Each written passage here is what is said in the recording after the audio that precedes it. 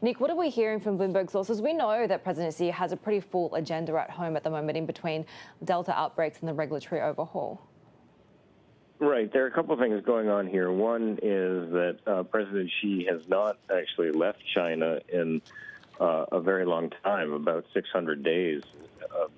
So the idea that he is going to come to the UN General Assembly next week or G20 meeting later this year or do some sort of special summit with Joe Biden is unlikely for those reasons. But there's obviously the other issue of what these two leaders are going to talk about.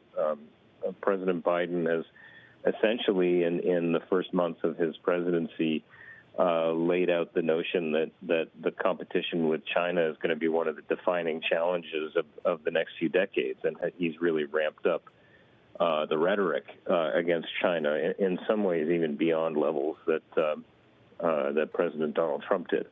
So that's the atmosphere, and the big question is what really they would have to talk about if they did meet. But at the moment, it looks like that face-to-face meeting isn't going to happen anytime soon. Is there even an opportunity for a meeting? What could be the next circuit breaker here?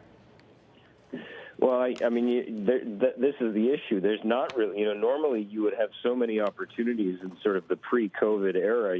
There would be so many opportunities, these big group of 20 meetings or the UN General Assembly where Xi Jinping has gone previously. So you would have these moments where they could meet, but because of those tighter restrictions, they're not doing them. But also suffice to say, we're a long way from the situation where Xi Jinping welcomed Donald Trump to Beijing for a few days, during his presidency. That's just not the sort of thing that's going to happen right now.